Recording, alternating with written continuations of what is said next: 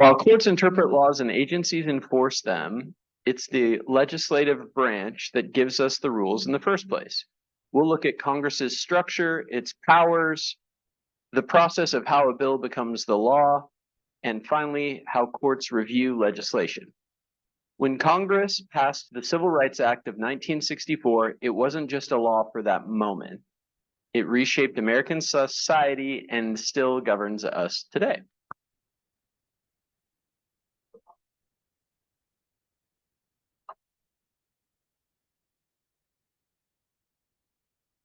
The US Congress is a bicameral system, meaning it has two chambers, the House of Representatives and the Senate. The House has members based on a state's population with elections every 2 years. The Senate has 2 senators per state, regardless of size, serving for 6-year terms. This balance ensures both population-based representation and equal state representation. For example, California has 52 House members, but has the same 2 number of senators that Wyoming has. That's the compromise between large and small states. Congressional powers include raising revenue through taxation, deciding how that revenue is spent, regulating commerce, passing laws necessary for carrying out its objectives. These powers are broad and allow Congress to shape much of daily life. An example here, Congress regulates interstate trucking.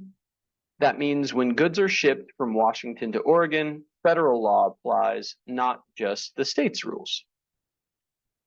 The purpose of legislation generally serves 3 purposes. Protective, which means safeguarding people's rights and safety. Protective meaning safeguarding people's rights and safety.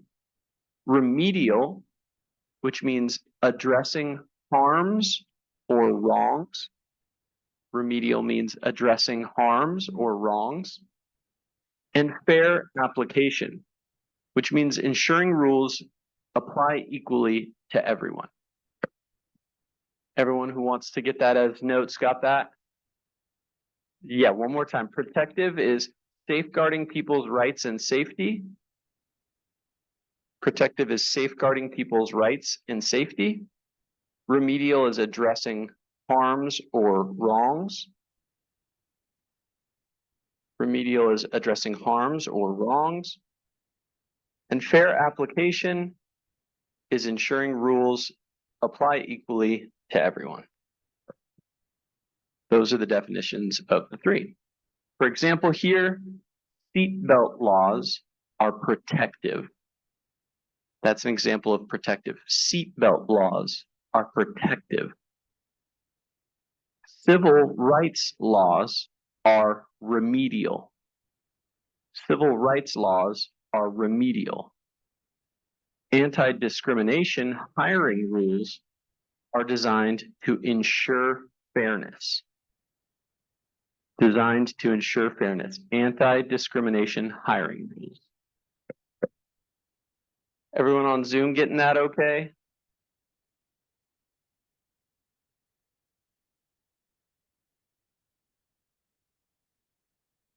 Okay, no news means no problem. Okay, got it. Legislative process. So the process of making a law begins with a concept. That concept is then drafted into a bill. The bill is introduced and assigned a number. It goes to a committee for a detailed review. If it passes committee, it's voted on by the originating chamber. If it's approved by the originating chamber, it goes to the other chamber. And if both pass it, then the bill goes to the president, who can either sign it into law or veto it. Think of a bill like a relay race baton. It has to be passed through multiple stages before it can finish cross the finish line as a law.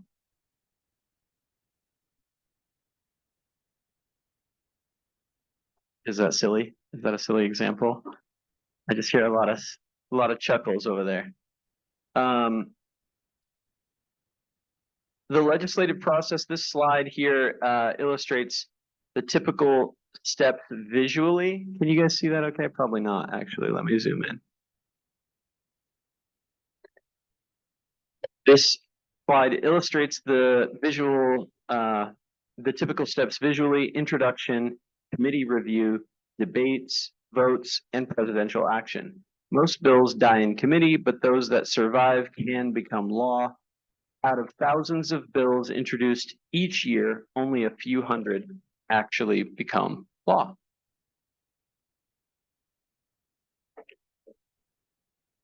Constitutional amendments. Passing a constitutional amendment is much harder than passing a law. Amendments must pass both houses of Congress with a 2/3 majority. Then they must be approved by 3/4 of state legislatures. This makes the Constitution stable but still adaptable. The 19th Amendment, for example, which granted women the right to vote, required congressional supermajorities and approval by 36 of 48 states at the time.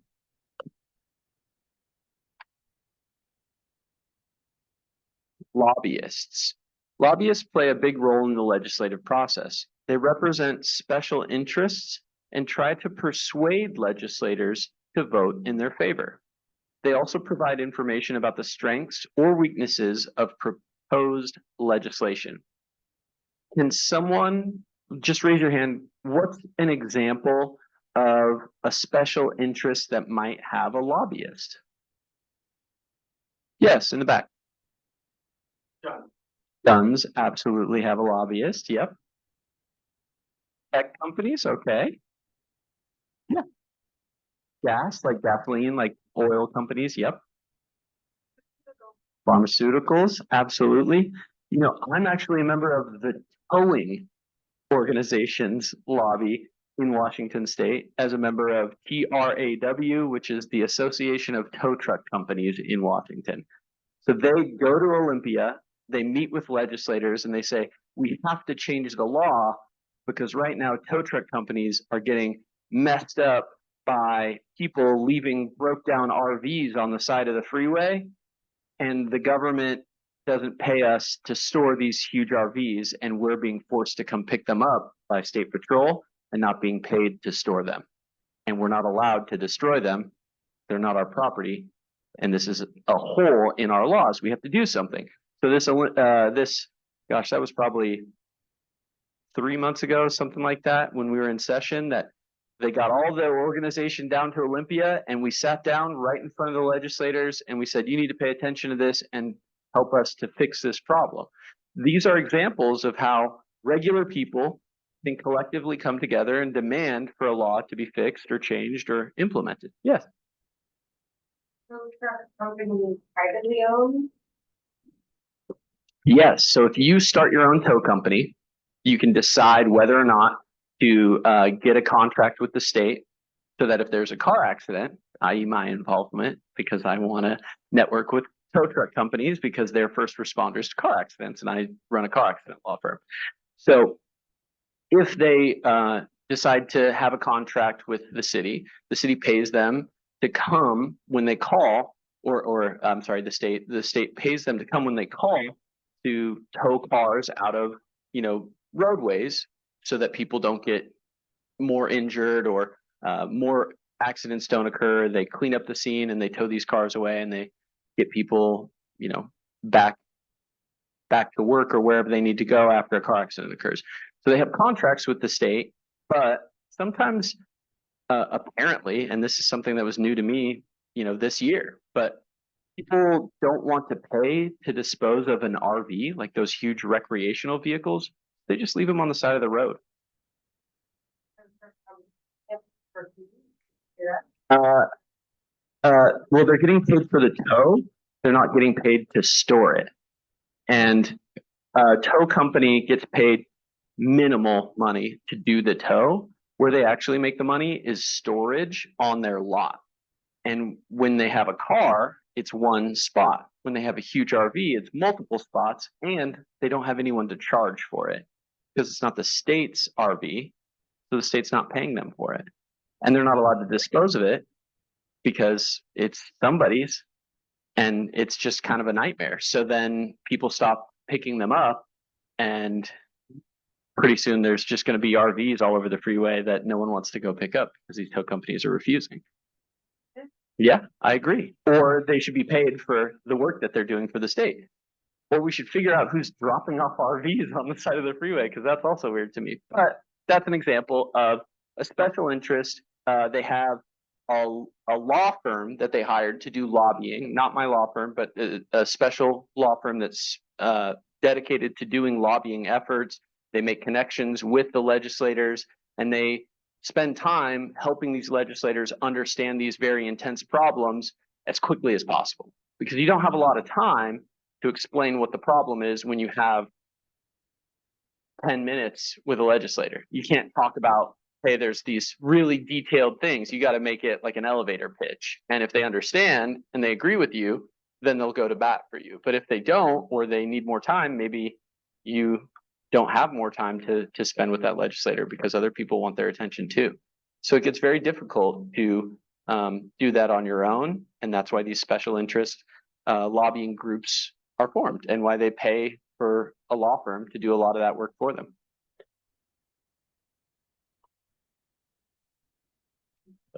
Public hearings and sessions. Congress gathers information through public hearings and sessions.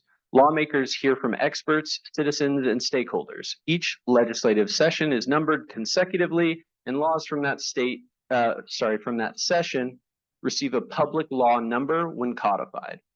For example, a hearing on data privacy might include testimony from tech companies and consumer advocates and cybersecurity experts, so that we have a good understanding of what needs to be done to fix this problem.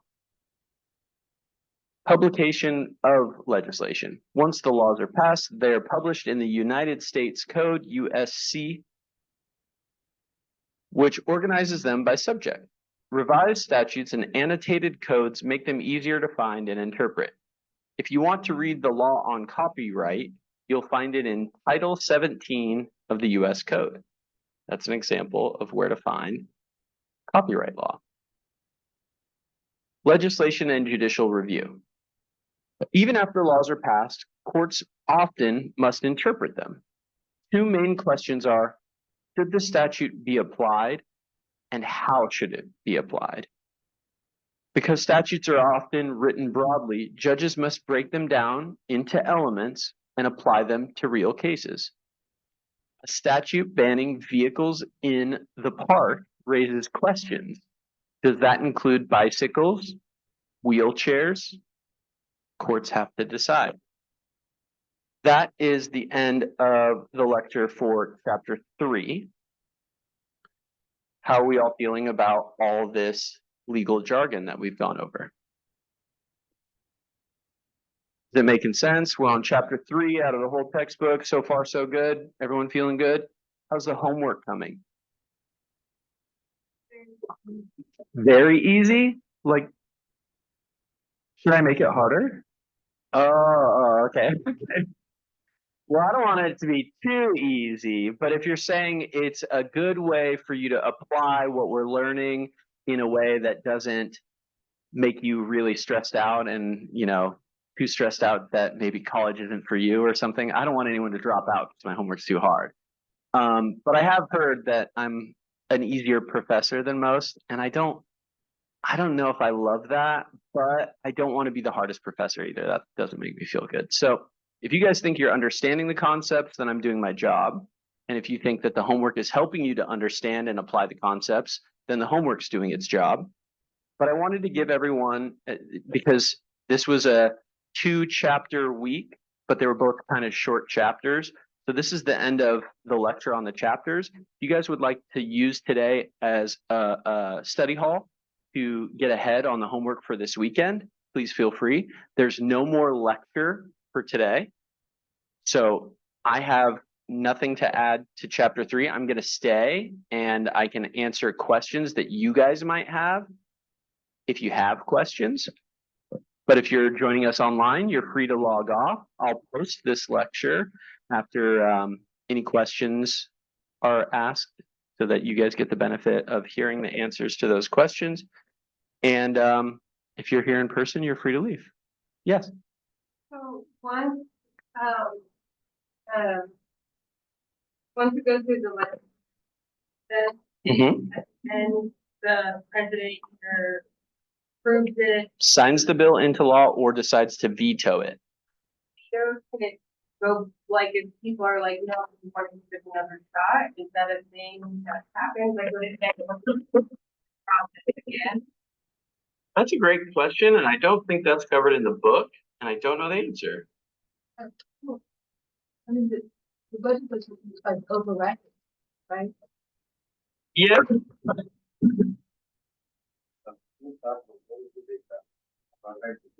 The process to override the veto does require 2/3 majority in both House of Representatives and Senate.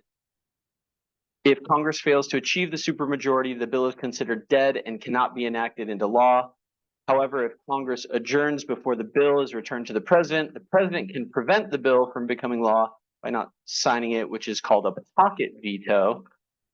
In such cases, the only recourse is reintroduction of the legislation as a new bill in the next session. So it is possible to continue trying to figure out what the president didn't like about it, and then next session, try to make that into a law still. But we are completely outside of my intellectual realm.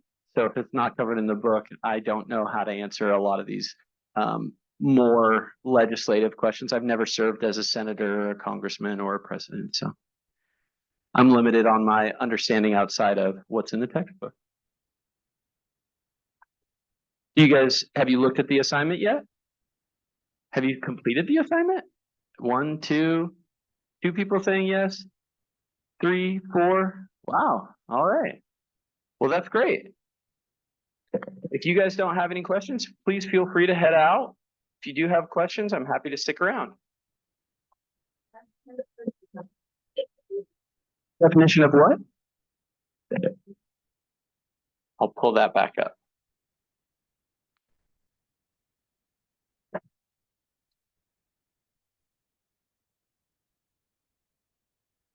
Addressing harms or wrongs. Remedial addressing harms or wrongs. Thank you, Ellen.